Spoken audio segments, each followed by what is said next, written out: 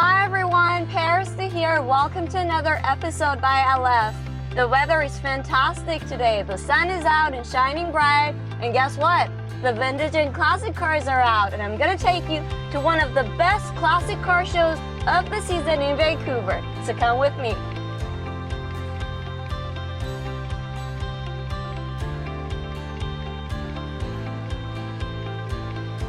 Vancouver All-British Classic Car Show is held at Van Dusen Botanical Garden in the heart of Vancouver and is the perfect venue for beautiful classic cars.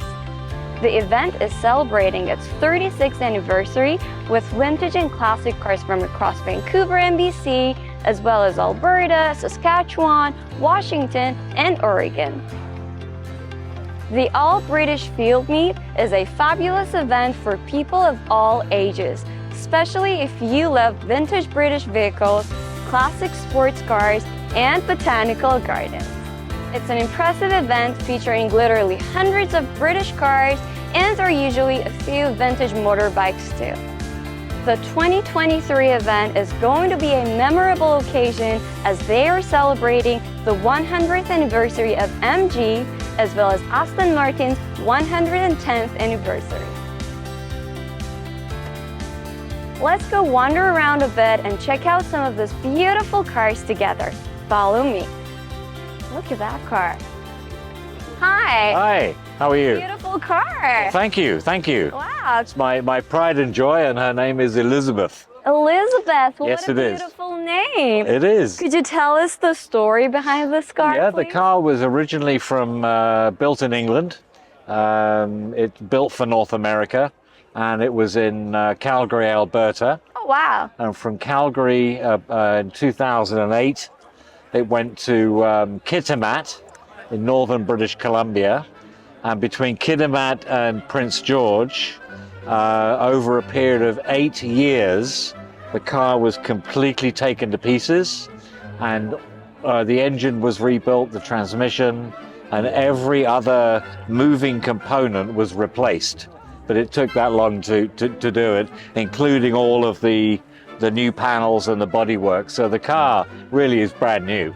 Wow. It's only got 2,200 kilometers since the complete restoration. That's all. Okay, I bet you spent a lot on the restoration as well, didn't you? Yes, I won't share that with my wife because it's a sensitive subject. Oh yeah. She says, do you need another 1,000 or another 5? So I think I've almost lost count. Oh wow, wow. Yeah. So how does it feel to be a classic car collector? It's a passion, really. It's I get up at 4:35 in the morning.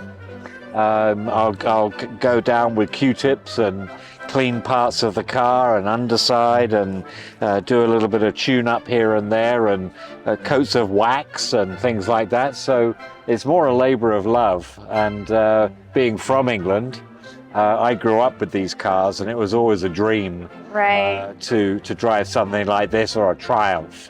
And it's a very affordable option for people getting into sort of unusual or classic car market. This is a very affordable car.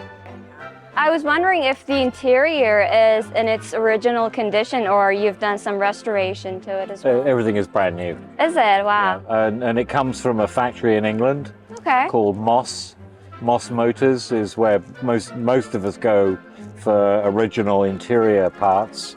The seats, although are the original seat, but it has a custom leather. I hate to say it, not British, it's Italian. Italian leather, and the carpet is a kit replaced, and all the dashboard and everything else are all pieces that you buy from Moss Motors. Oh, okay. And you have it shipped over. I see. And this is my most favorite shade of green. Could you Yes. tell us the paint code, please? Yeah, but I'm not sure the code number, but the paint, interestingly, a lot of people will change the color of the car. Yeah. This is the original color. British Racing. British Racing Green, yes.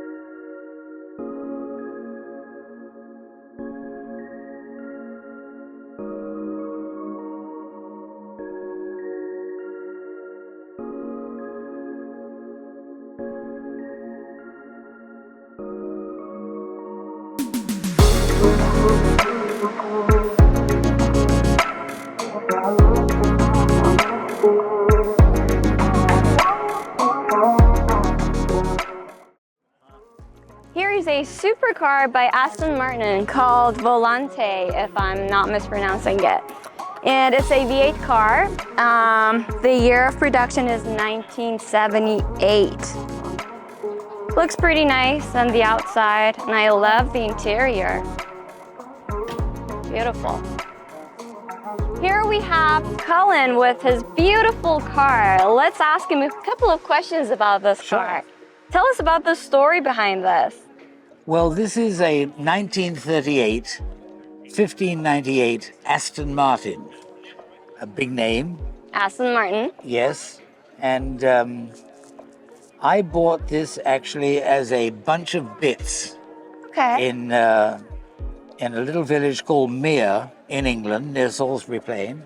But it was literally, they opened a stable door and there was this bunch of bits. So I took it from there, and it had no body. Right. So I have rebuilt it, resurrected it, you might say.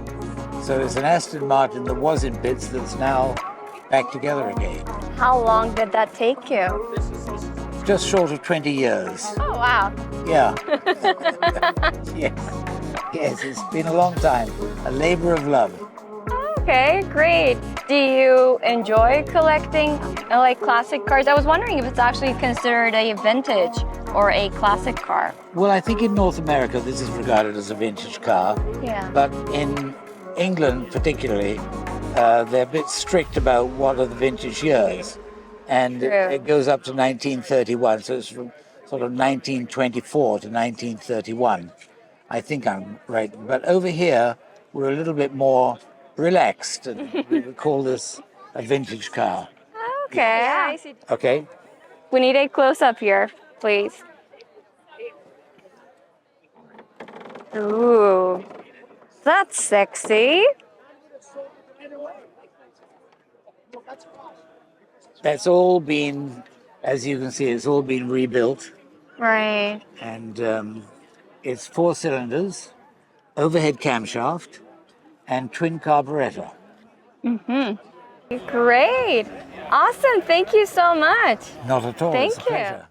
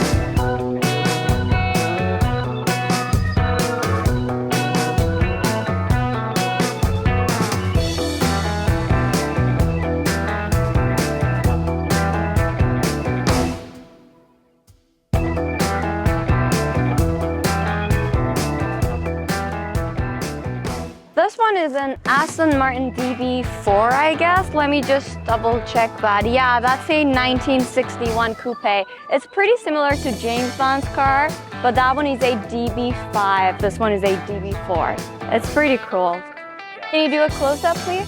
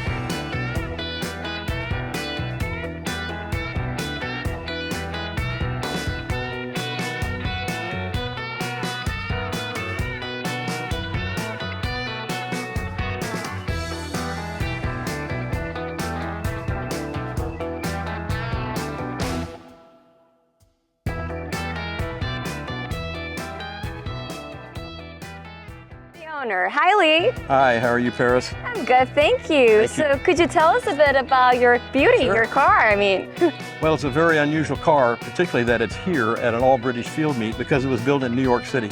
oh yeah? The connection to Britain, however, is that the British had Rolls-Royce built in the United States in the early 1900s, and the premier coach builder was Brewster. I see. And so Brewster was actually owned by Rolls-Royce for a while, for 10 years. And then when the Depression came, the Rolls-Royce went back to London, leaving the Brewster company with 134 bodies ready with no running gear. And so Brewster says, well, what are we going to do about this? And they went to their close personal friend, as in Henry Ford, and Henry Ford sold them 134 rolling chassis, which has their brand new at the time V8 motor. And Brewster put those coaches on there, had to extend the frame 15 inches to accept the Rolls-Royce coach. So that's the connection. Everything underneath is 1935 Ford. Everything above is 1935, or is a coach that was destined for Rolls-Royce. So everything inside and the back is absolutely as it came off the showroom floor. Nothing's been changed. The leather seats in the front in the chauffeur's compartment were beyond repair. Wow, I am learning a lot today. It's a queen. Ooh, I like it. It's a very comfortable car. It is. It is so comfy. You look over the head of the chauffeur and you have this big panoramic view of your Oh wow, sure I do. Isn't that fun? Love it. Wow. I wish we could go for a ride.